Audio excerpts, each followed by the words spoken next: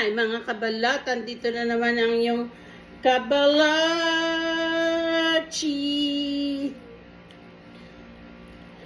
Natapos na akong kumain. So ngayon, maghihiwa tayo ng gulay kasi magagawa tayo ng pansit.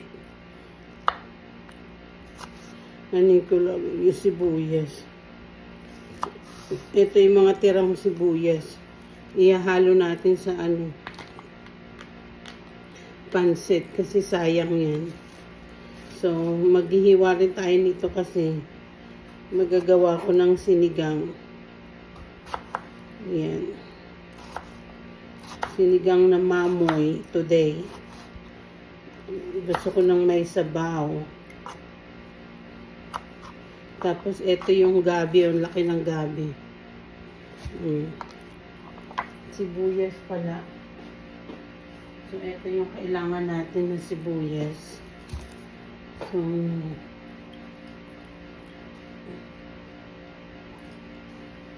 magsisigang tayo. Kaya, So, ito yung sa natin. Sa sinigang. Iwain muna yung mga gulay bago yung karne.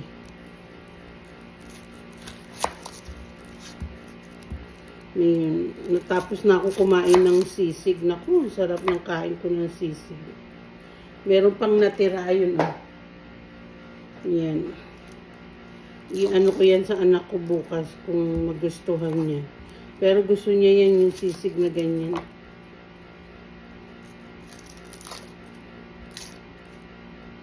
Kaya ayan yung i-ano ko sa kanya bukas. Kasi bukas nandito siya. Dito sila pag Tuesday and Wednesday, kasama ko yan sila.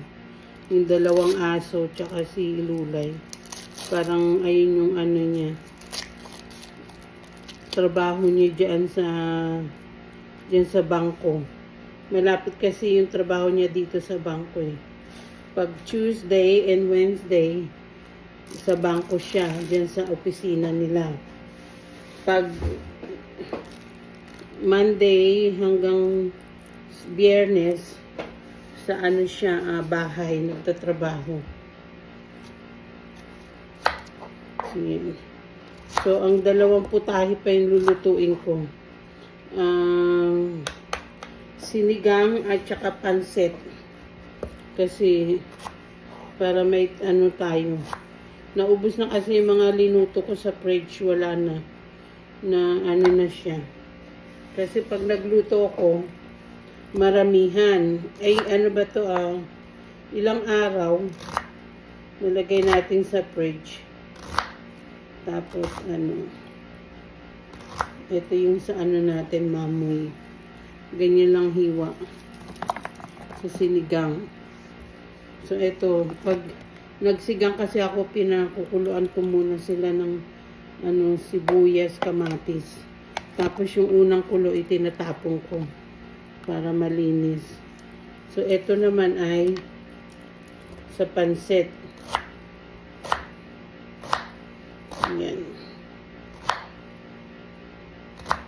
Naman sa pansit, maliliit na hiwa. Ganun lang inaano ko pag may mga tira akong pagkain. Kunwari, bumili ako ng chicken sa labas. Or gagawin ko niyan, hindi ko mauubos. I-ano ko siya, ano ba to? Sisisig ko. Kung hindi naman isisisig, ginagawa ko siyang yung pagkain sa Guam, yung kilagwin. Masarap din yung kilagwin. Pagkain yun ng mga Guamenyo. Yun, may, ba to, sibuyas din. Tapos, sili. Tapos, may mga, masarap yung kung may, may nyog. Yung kinayod na nyog, ihalo mo siya sa, sa kilagwin. Meron, chicken kilagwin, yan tawag nila. Meron din sila yung hipong kilagwin. Nagustuhan ko kasi yung kilagwin nila sa, sa Guam. Nung, na destino kami doon dati.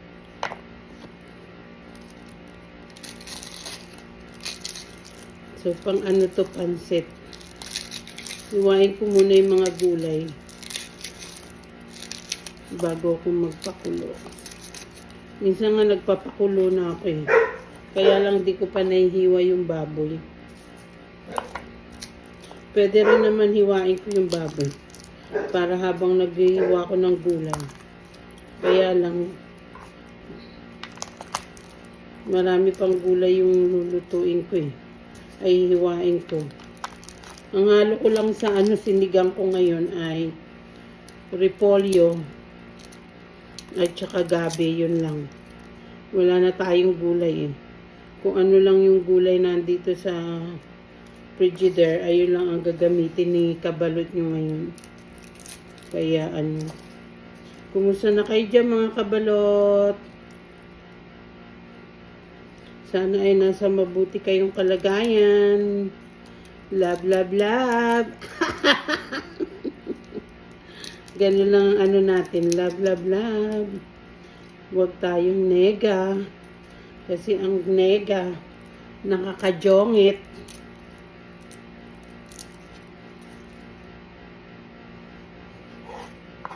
Ayan. Tapos mag-ano tayo. Ayun, dapat lutuin ko ngayon yung crab.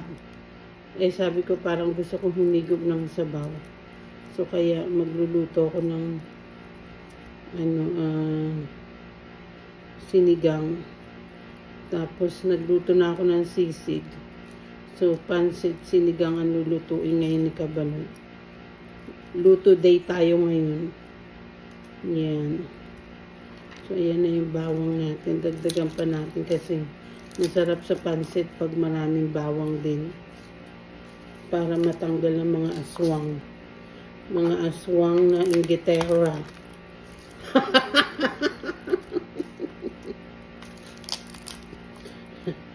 Para pag mahilig ka sa bawang, pag kinagat ka ng aswang, ay, ayoko nito. Amoy lasang lasang bawang. Maamoy ka agad. Lalayuan ka.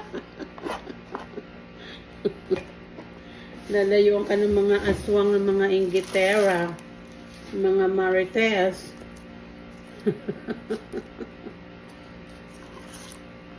Ayan. Mga Marites ng okay din naman yung mga Marites kasi mga CCTV yung mga Marites na yan. Ako rin Marites din ako eh. Sa totoo lang. Pag nasa Pilipinas ako, nagiging Marites din ako eh. Dito naman, medium lang. Siyempre, makikihalo ka rin din sa mga Marites na yan. Ayun nga lang, siyempre, hindi naman tayo ganun lumalabas nung nasa Pilipinas ako. Nasanay kasi tayo sa loob ng bahay. Yan, maging plain housewife. Tagaluto, tagalinis. 24 hours nga trabaho natin, di ba? Mga housewife. Ako naman, sumasideline din ako. Hindi lang naman ako plain housewife.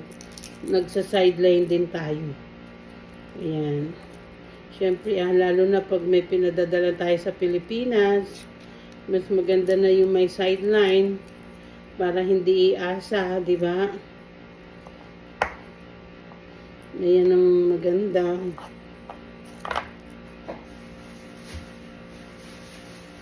May basurahan ako dito. Yung plastic na yan, pag nag-grocery ako, hindi ko tinatapon. Inaano ko lang siya. Ginaganyan. Sayang kasi pag tinapon mo eh. Kaya pag nag-grocery ako, makaramihan may plastic. Plastic yung pinababalot ko kasi nga,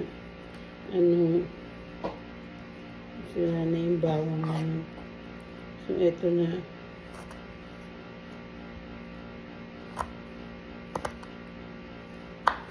Aalis sana ako ngayon, kaya lang naalala ko Lunes. Mahirap gumastos ng Lunes. Kasi pag gumastos ka ng Lunes, tuloy-tuloy ang gastos mo. Pwede ka magbayad ng bills. Superstitious ko lang yun ha, mga kabalo. Huwag kayong mga Chinese ganyan, di ba? Hindi sila naglalabas ng pera pag Lunes. Maganda rin naman, di naman masamang maniwala. Di ba? Wala naman mawawala. Mawawala lang. Pag gumasos tayo, mawawala yung pera. Huwag ka na gumasos ng Lunes. Ay, nahiwa. Nahiwa yung kuko. Oh, patay ka dyan. Hindi yan. Ano na nga siya, kasi yung gel yung ginagawa ko. Ang ganda. Yung anak ko lang gumawa niyan. Ako naglilinis ng kuko, siya yung naglalagay ng gel sa kamay ko. Kasi nga, di ba sabi ko nga sa inyo, mahal magpaayos dito sa sa Amerika ng gel. Lalo na pag gel. Pwede naman yung paminsan-minsan magpaputs pa ka. Pero yung sabihin mo na nako, Diyos ko, yung nagpaputs pa nga kami ng anak ko eh. Malaki yung binayaran niya. Nagpaputs pa lang yun kasi nga dahil birthday ko yun. Ay, Mother's Day pala. Pang Mother's Day niya sa akin, kaya nagpaputs pa kami. Pag may special occasion lang. Pero kasama na yung yung gel sa paa tsaka sa kamay. Maganda rin pala gel ilalagay mo sa paa kasi matagal din masira.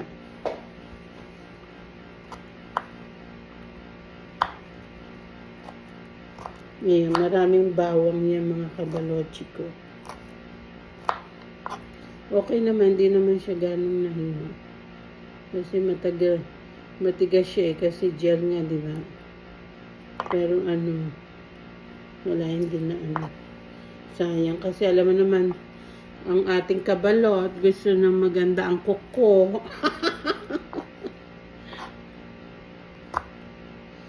Alam niyo ba sa sa Pilipinas, masarap magpalinis doon. Linggo-linggo pwede ka magpalinis. Dito, mahal nga lang kasi rito magpalinis, lalo na pag linggo-linggo. Ikaw na lang maglinis ng kuko mo. Tapos, katulad sa amin mag-ina, ako naglilinis ng kuko ko. Tapos, siya yung naglalagay ng gel. O, di ba nakamura na kami? Kasi kung lahat doon ay nako, lalo na linggo-linggo. Yung kamay ko kailangan linggo-linggo na papalitan. Papalitan siya. Kaya lang talaga mahilig talaga ako sa silver. Sa silver na kuko. O kaya kung hindi silver, gold. Yung brown.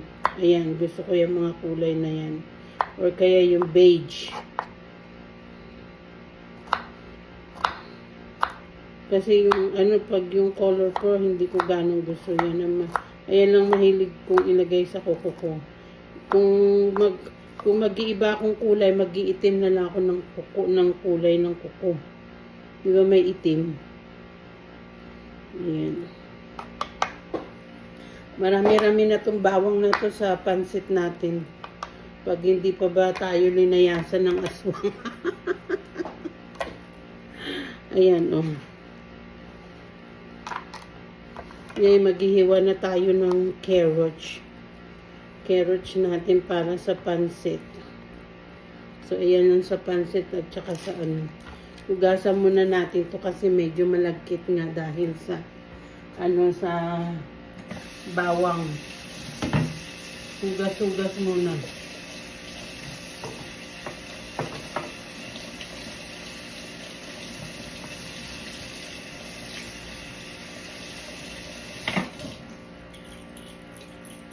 Yan, hinugasan ko na lang muna kasi nga dito ko lang muna to lalagay ang ating mga ingredients. Diyan lang muna sila. So, ito yung sa sa pansit. I-ano natin ito sa pansit. So, yung tira natin.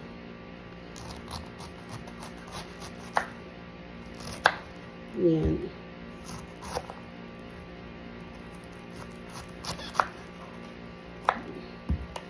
Nangingitim lang ng konti, tinatapon ko yung diba?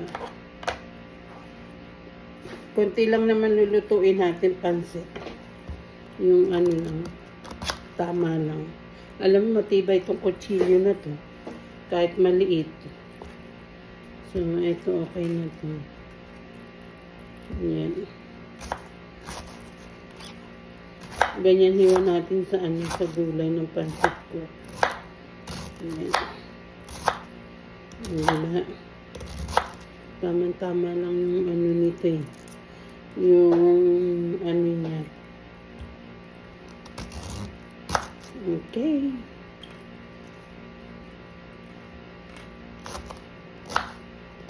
Ayan, tama na ito.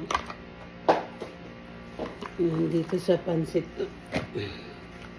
Ayan sa pansit natin. Ngayon, maghihiwa tayo ng hihiwain ko na rin yung sa sinigang. Okay mga kabalot, mamaya naman ulit tayo. Mama chup chup. Love, love, love.